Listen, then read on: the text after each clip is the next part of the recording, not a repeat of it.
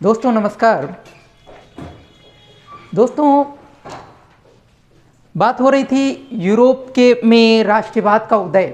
हमने देखा था कि यूरोप में किस प्रकार से राष्ट्रवाद उदय हुआ और 1815 से 1830 के दशक में जो क्रांतियां हुई, 1830 के दशक तक हमने देखा था कि किस प्रकार से जो है यूनाइटेड किंगडम ऑफ नीदरलैंड से ब्रेसेल्स अलग हो गया। और मैटरनिक ने एक जो बहुत अच्छा एग्जाम्पल दिया था मेस्नी के ऊपर, जो टिप्पणी करी थी और यूरोप के ऊपर भी टिप्पणी करी थी। उसने कहा था कि जब भी फ्रांस छींकता है तो लगता है कि पूरे यूरोप को सर्दी जुकाम हो जाता है।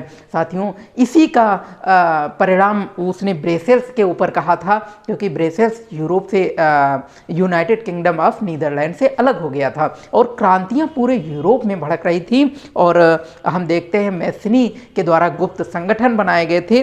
तो साथियों, एक बार कोशिश करिएगा कि जो यूरोप में राष्ट्रवाद का उदय है उस पर कुछ पंक्तियां जरूर लिखना। और उसमें क्या काम करना है आपको, जो है कुछ एक क्वेश्चन जैसे कि वियना संधि के ऊपर आपको लिखना है, वियना संधि, ट्रीटी ऑफ वियना, और जो कि मैटरनिक ने अध्यक्षता करी थी और सारे यूरोपीय शक्तियां मिलकर के किस प्रकार से वियना संधि करते हैं, तो उसके बारे में एक पंक्तियां कुछ लिखनी है। और लिखना है कि किस प्रकार से जो है मेस्नी कौन कौन से गुप्त संगठन बनाया था और यूरोप में कहाँ कहाँ गुप्त संगठन बने थे। और ये भी आप लिखना है कि उस समय प्रसा जो है किन किन इलाकों से घिरा हुआ था, कौन कौन से देश प्रसा में शामिल थे और कब जो है प्रसा 1867 में पतन हो गया। 1866 के बाद जैसे ही 67 में पतन हो गया, जर्मन संघ जब आता है, जर्मन महासंघ।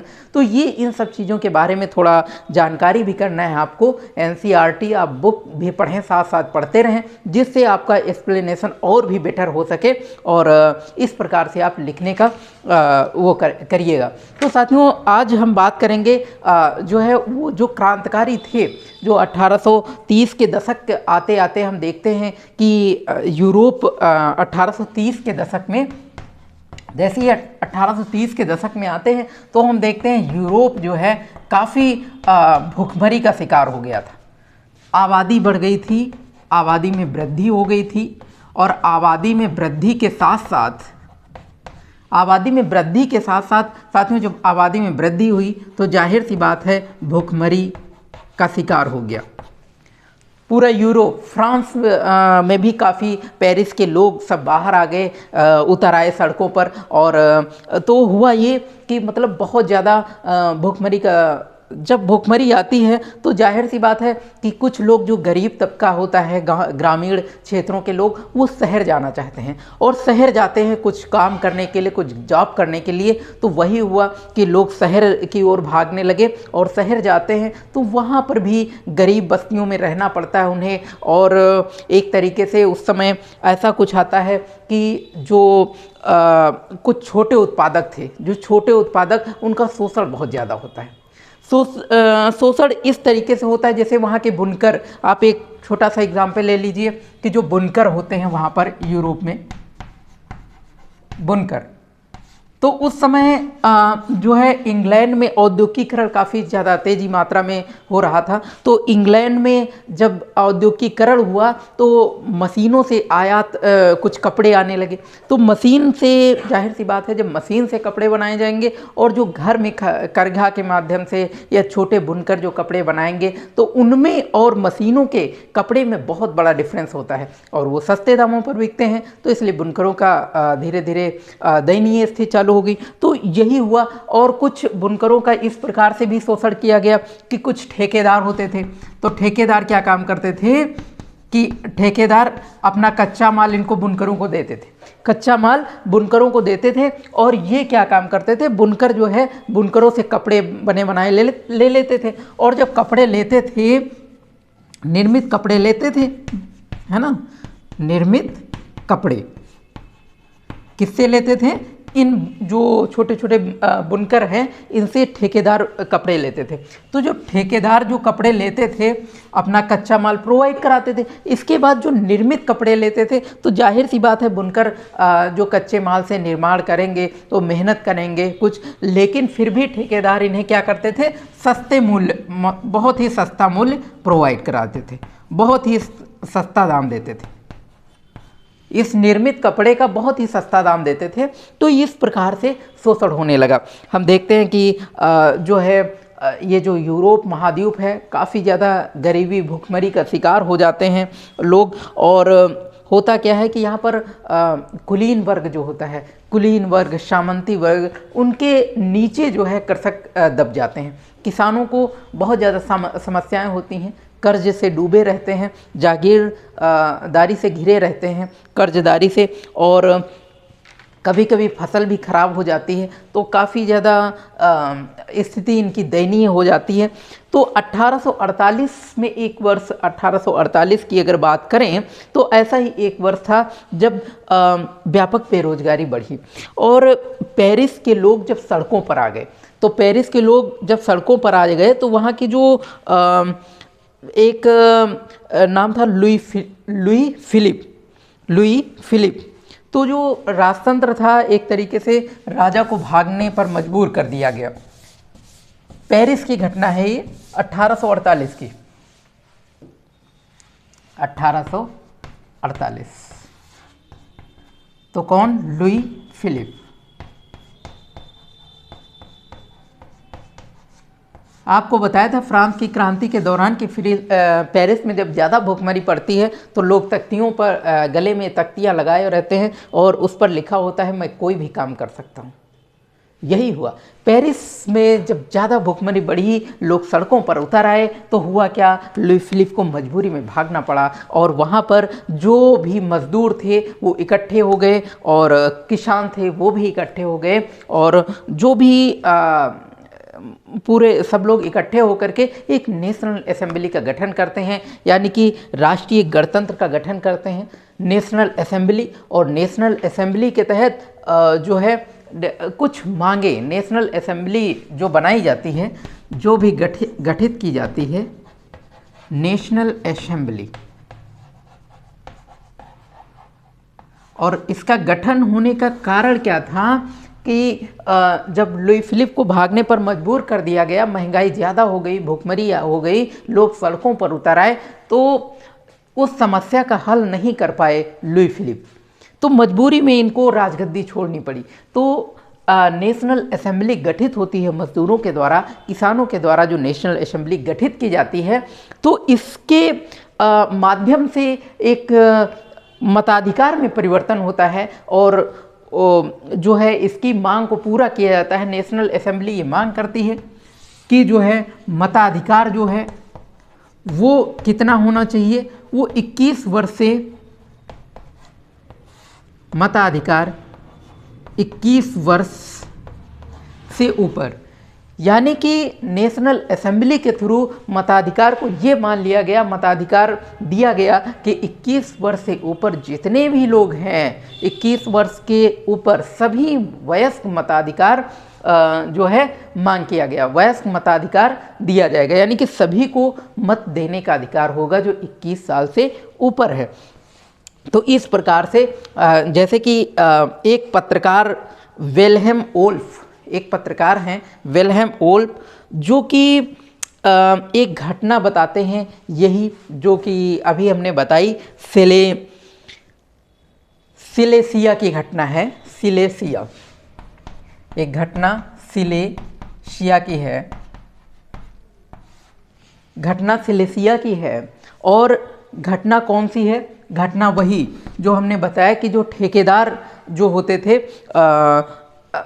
गरीब बुनकरों से किस प्रकार से गरीब बुनकरों का शोषण करते थे, तो उसके बारे में जो हमने बताया कि विल्हेम वोल्फ एक पत्रकार हैं जो सिलेसिया की घटना को चित्रित करते हैं, वो बताते हैं।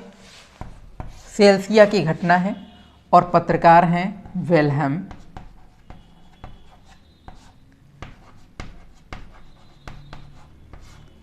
तो इसको इस पर एक टिप्पणी है, लिख लीजिए, ये वेरी इंपॉर्टेंट टिप्पणी है। इसमें बताते हैं कि विल्हेम वोल्फ, विल्हेम पूरा नाम इनका लिख लीजिए, विल्हेम वोल्फ। और देखिए कोशिश करिए कि जो इम्पोर्टेंट पॉइंट है वो ज़रूर लिखें और कापी कलम डायरी रख लें अपने पास। और बेहतरीन नॉलेज आपको दिया जा रहा है, इतना बेस्ट नॉलेज एनसीईआरटी का एक एक लाइन बहुत ही विस्तार से बताया जा रहा है, जो कि आप हमारे सेशन को देख करके ऐसा लगेगा आपको कि एक चित्र के माध्यम से, एक कहानी के माध्यम से चित्रित किया जा रहा है, बिना प्रोजेक्टर के, बिना डीएसएलआर के और बिना कोई डिजिटल माध्यम के, लेकिन कोशिश की जा रही है कि आपको चित्रों के माध्यम से दिखाया जाए। तो साथियों, पत्रकार जो कि सेल्सिया की घटना को किस माध्यम से चित्रित करते हैं उसको टिप्पणी में लिखिए। इन गाँव में लगभग जिन गाँव की आबादी है 18,000, तो ब्रैकेट में लिख लीजिए कि इन गाँव में, ब्रैकेट में लिखिए 18,000 आबादी वाले, इन गाँव में 18,000 आबादी वाले सूती कपड़ा बुनने का व्यवसाय, सूती कपड़ा बुनने का व्यवसाय सबसे व्यापक है, सबसे व्यापक है। श्रमिकों की हालत खस्ता है, श्रमिकों की हालत खस्ता है। काम के लिए बेताब, काम के लिए बेताब लोगों का फ़ायदा उठाकर, लोगों का, काम के लिए बेताब लोगों का फ़ायदा उठाकर ठेकेदारों ने बनवाए जाने वाली माल की कीमतें गिरा दी हैं। ठेकेदारों ने बनवाए जाने वाले माल की कीमतें गिरा दी हैं। ये टिप्पणी है जो विल्हेम वोल्फ नामक पत्रकार ने सिलिसिया की एक घटना को व्यक्त किया है। तो साथियों, इस प्रकार से भूखमरी जो है व्यापक स्तर पर बढ़ गई थी। बुनकर बहुत परेशान थे, कृषक बहुत परेशान थे, जिनका बहुत तेज़ी से शोषण हो रहा था। और उसी का कारण था, आपने देखा पेरिस में कि नेशनल असेंबली को गठित किया गया और नेशनल असेंबली के थ्रू क्या किया गया कि मताधिकार जो 21 साल से ऊपर के लोग हैं, सभी वयस्क मताधिकार जो है देंगे। लेकिन उससे फ़ायदा क्या हुआ? उससे क्या रोजगार मिलेगा? नहीं। नेशनल असेंबली ने एक और बहुत इंपॉर्टेंट काम किया। उसने ये काम किया कि जो काम के अधिकार है, जो काम का अधिकार है, उसकी गारंटी ले ली। क्या किया? जो काम का अधिकार है, काम का अधिकार, तो नेशनल असेंबली ने क्या किया कि काम के अधिकार की गारंटी ली। नेशनल असेंबली ने कहा मैं काम दिलाऊंगा, 100% काम दिलाऊंगा। यानी कि उसने क्या किया कि सबसे पहले तो 21 वर्ष से ऊपर के जितने भी लोग हैं, वयस्क मताधिकार दिया गया, उन्हें वयस्क मताधिकार दिया गया। और दूसरा काम किया कि उसने, नेशनल असेंबली ने कहा कि काम के अधिकार की मैं गारंटी लेता हूं। तो नेशनल असेंबली ने क्या करा? काम कैसे मिलेगा? जाहिर सी बात है, काम के अधिकार की गारंटी लेने के साथ साथ उसे कुछ करना भी पड़ेगा, क्योंकि काम ऐसे नहीं मिल सकता। तो उसने क्या किया? उसने कुछ नेशनल असेंबली में ने राष्ट्रीय कारखाने निर्मित करे। क्या? राष्ट्रीय कारखाने, राष्ट्रीय कारखाने निर्मित करे, राष्ट्रीय कारखाने स्थापित करे। नेशनल असेंबली ने बहुत सारे राष्ट्रीय कारखाने स्थापित किए जगह जगह पर, और जो बेरोजगार घूम रहे थे उनको काम दिया गया, उन्हीं कारखानों में काम दिया गया। तो इस प्रकार से रोज़गार उपलब्ध कराया गया नेशनल असेंबली के द्वारा, और लुई फिलिप को भगा दिया गया, यानी कि राजगद्दी छोड़ने पर मजबूर कर दिया गया। तो आप ये देख रहे थे, अभी आपने देखा कि जो पत्रकार थे, इन्होंने सेल्सिया की उस घटना को एक छोटे से माध्यम से चित्रित किया, आपने देखा। और दूसरी चीज़ आपने देखा कि पेरिस में कि किस प्रकार से वो लोग क्रांति करते हैं और एक नेशनल असेंबली गठित करते हैं और इस प्रकार से राष्ट्रीय कारखाने बनाए जाते हैं। तो ये सारी चीज़ें आपने देखी। आगे आप देखेंगे कि 4 जून की घटना एक घटित होती है, 2 बजे की घटना है, जिसमें बुनकरों की एक भीड़, बुनकरों की एक बहुत बड़ी भीड़, अभी बुनकर परेशान हैं, अभी बुनकरों की समस्या हल नहीं हुई है। तो बुनकर क्या करते हैं, एक 4 जून की घटना मैं आपको बता रहा हूँ, लगभग 2 बजे की घटना है, कि जब बुनकरों की भीड़ बहुत तेज़ी से बड़ी मात्रा में तादाद में निकलती है और वो क्या करती है कि जो ठेकेदार होते हैं, जो शोषण कर रहे होते हैं, उन्हें ठेकेदारों की कोठियों में घुस जाती है। यानी कि जो ठेकेदार हैं,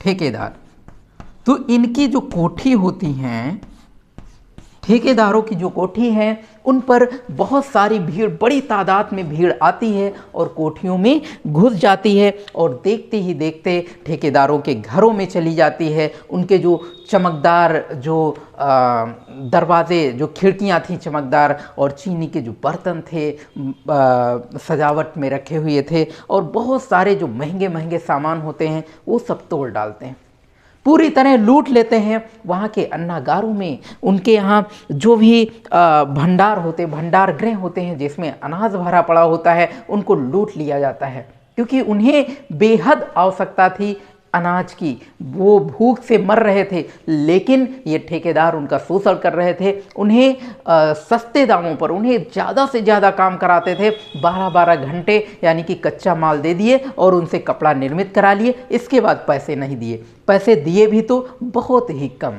तो इस प्रकार से बुनकर जो है बहुत ही शोषित हो चुके थे, बहुत ही त्रस्त हो चुके थे, इसलिए उन्होंने एकजुट इकट्ठा हुए और एक भीड़ के फॉर्म में आए और भीड़ की तादाद में जो है बड़ी मात्रा में आए और ठेकेदारों के यहाँ हमला कर दिया। और देखते ही देखते कोठियों में घुस गए, उनके जो सामान, महंगे सामान थे उनको तोड़ दिया, और जो भंडार गृह थे उनको लूट लिया। और ठेकेदार के परिवार जो है, फिर देखते हैं कि जो ठेकेदार होते हैं, जाहिर सी बात है जब ज़्यादा भीड़ आती है किसी के घर तो वो मजबूरी में भागता है। तो वो क्या करे, जो ठेकेदार थे वहाँ से भागे और रिश्तेदारों के यहाँ गए, लेकिन उन्होंने ठेकेदारों को अंदर नहीं आने दिया, क्योंकि वो भी जानते थे ठेकेदारों ने बहुत गलत किया है, इसलिए उन्होंने अपने घर में शरण देने के लिए मना कर दिया। और मना कर दिया तो फिर क्या हुआ कि ठेकेदारों ने पुलिस बुलाया और फिर 24 घंटे में मदद मांगी, तब जाकर के इनको ठेकेदारों को छोड़ा गया। तो ये जो घटना थी वहाँ पर लगभग, उसमें बताते हैं कि टकराव हुआ और उसमें लगभग 11 बुनकरों को गोली मार दी गई। तो ये जो घटना, एक छोटी सी घटना है, ये बयां कर रही है उस दर्द को, उस पीड़ा को, कि यूरोप में किस प्रकार से किस प्रकार से आर्थिक बदहाली हुई और भूख से ये जो जन विद्रोह हुआ, ये इस बात को बयां करता है कि किस प्रकार से उनकी आर्थिक स्थितियां सही नहीं थी, कैसे शोषण हो रहा था। तो उदारवादियों जब उदारवादी क्रांति करते हैं तो 1848 में हम देखते हैं कि यूरोपीय देशों में गरीबी, भूखमरी, इन सबसे ग्रस्त किसान, जो इन सबसे ग्रस्त हैं, वही विद्रोह करते हैं। तो हमने जो राष्ट्रवाद का उदय देखा, यूरोप की जो भी क्रांति देखी, हमने देखा राष्ट्रवाद का निर्माण, तो इसका लगभग लास्ट सेशन था। आपने जाना कि किस प्रकार से उदारवादी वर्ग जो है राष्ट्रवाद को लेकर के सामने आता है, और आपने देखा था कि उन्होंने उदारवादी वर्ग में एक थोड़ी सी कमी थी। वो कमी क्या थी? जो नेशनल असेंबली, अगर उदारवादियों की हम तुलना करें, उदारवादियों की अगर हम तुलना करें तो उदारवादी कहते थे कि मताधिकार दिया जाए, लेकिन सिर्फ संपत्तिवान लोगों को दिया जाए जिनके पास संपत्ति है, जिनके पास संपत्ति नहीं है उनको मताधिकार का अवसर न दिया जाए, और जो महिलाएं हैं उनको अवसर न दिया जाए, उनको वंचित वर्ग की श्रेणी में रखा गया। लेकिन नेशनल असेंबली ऐसा नहीं कह रही है, और नेशनल असेंबली जो गठित होती है वो मताधिकार में थोड़ा सा परिवर्तन आता है, और हम देखते हैं कि वो 21 वर्ष से ऊपर जितने लोग थे उनको वयस्क मताधिकार का वो दिया गया। और दूसरा नेशनल असेंबली एक बहुत बड़ा बदलाव करती है, जो कि राष्ट्रीय कारखाने स्थापित कराती है, और स्थापित करने के दौरान वो गारंटी भी लेती है। लेकिन तो ये सारी चीज़ें हमने देखा, हमने नेपोलियन संहिता भी देखी थी, तो आप कोशिश करिएगा ये जो है यूरोप का राष्ट्रवाद का एक विस्तार जो 3-4 सेशन में हुआ, 2-4 जो लेक्चर हुए हैं उनको क्रमिक वाइज आप देखते जाएं, और फिर उसको एक सारांश के टाइप में, एक समरी के टाइप में आप लिखने की कोशिश करिएगा। साथियों, इसी के साथ फिर आगे हम जर्मनी और इटली का निर्माण देखेंगे कि किस प्रकार से जर्मनी और इटली में जो है सेना किस प्रकार से क्रांति का उद्भव करती है, और वहाँ पर जर्मनी और इटली में किस प्रकार से जो है संगठन बनाए जाते हैं, और ब्रिटेन की भी हम कुछ बातें करेंगे। तो ये सारी बातें हम अगले सेशन में करेंगे। ये बहुत इम्पोर्टेंट सेशन था, क्योंकि जाहिर सी बात है क्रांति के साथ साथ जो आर्थिक स्थितियां थी उसका भी एक जो है एक समाज में एक तरफ अगर क्रांति हो रही है तो दूसरी तरफ उनकी आर्थिक गतिविधियों को समझना बेहद ज़रूरी होता है, क्योंकि जाहिर सी बात है जब कहीं युद्ध होगा, जब कहीं विद्रोह होगा तो आर्थिक समस्याएं आएंगी, और उन्हीं आर्थिक समस्याओं की हम चर्चा कर रहे थे।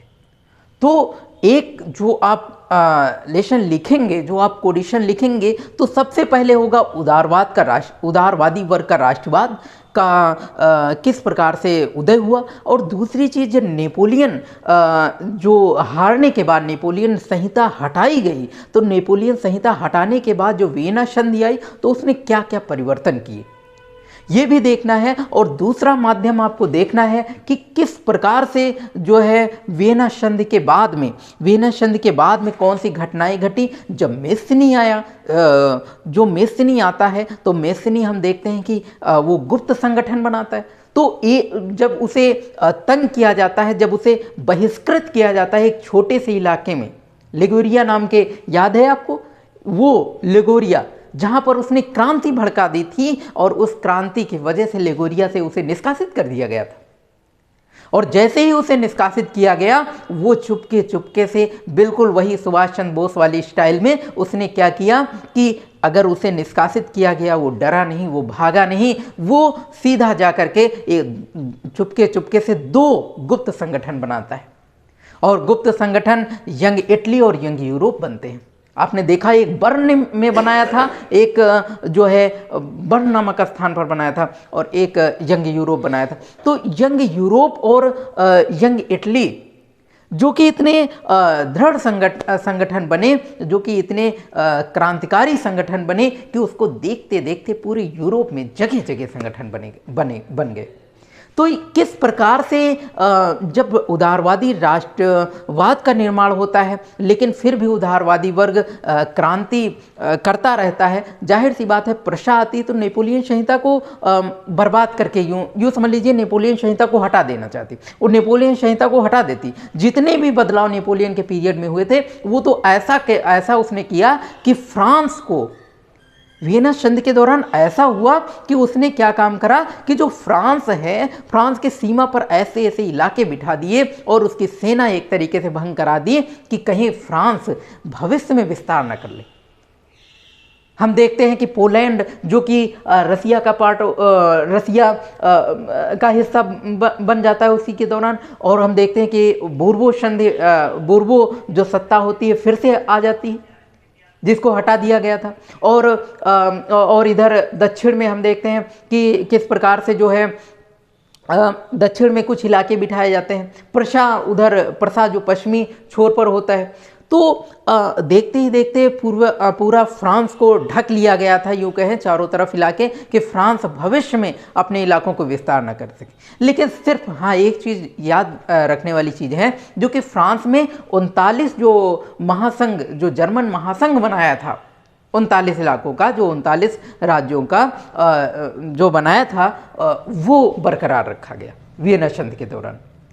तो इम्पॉर्टेंट वियना संधि राष्ट्रवादी वर्ग के बाद में जस्ट वियना संधि बहुत इंपॉर्टेंट है, और वियना संधि के जस्ट बाद हम देखते हैं कि जब बड़ा विद्रोह होता है, जब क्रांति होती है, तो आर्थिक कमियां आएंगी। और आर्थिक निचोड़ आपने देख लिया आज, कि आर्थिक निचोड़ में आपने देखा, क्या देखा कि हम देखते हैं कि जो नेशनल असेंबली गठित हुई, पेरिस में बहुत ज़्यादा भुखमरी आ गई, और पेरिस में भुखमरी आ गई तो उसने क्या किया कि उसने एक तरीके से नेशनल असेंबली गठित करी, और नेशनल असेंबली की मांग थी कि हम भूख से मर रहे हैं और हमारा राजा कुछ नहीं कर रहा है, इसलिए इसको हटा दो, तभी हम अपने आप को संतुष्ट हो सकते हैं।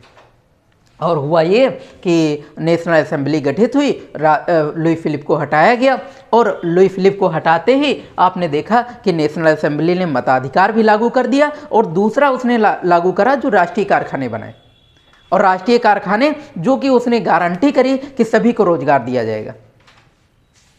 बुनकरों की समस्या का हल नहीं हुआ, जो कि आपने देखा कि वेलहम पत्रकार जो कि एक टिप्पणी भी करते हैं, और आपने देखा कि वहाँ पर क्या दशा थी बुनकरों की। आपने देखा कि किस प्रकार से सेलेसिया नामक स्थान पर किस प्रकार से ठेकेदार शोषण कर रहे थे, और किस प्रकार से वो जो है, एक 4 जून की घटना भी बताई हमने कि किस प्रकार से वो आते हैं अंदर और ठेकेदारों के भंडार गृह लूट लिए जाते हैं। लेकिन उस घटना में जो है लास्ट में जब पुलिस बुलाई जाती है, जब आती है, तो उनको बुनकरों को गोली मार दी जाती, 11 बुनकरों को। तो इस प्रकार से छोटे छोटे जनविद्रोह होते रहे। तो ये जो है राष्ट्रवाद के उदय में एक सारांश आप लास्ट में ये भी टिप्पणी लिखेंगे, भूखमरी और आर्थिक जो समाज था वो कैसा था। तो इन सब के साथ में हम अगले सेशन में फिर मिलेंगे एक नए जोश के साथ, और आप पढ़िए जोश के साथ और होश के साथ, और लगे रहिए, आप निश्चित है सफल होंगे। साथियों, अगले सेशन में फिर मिलेंगे। जय हिंद, जय भारत।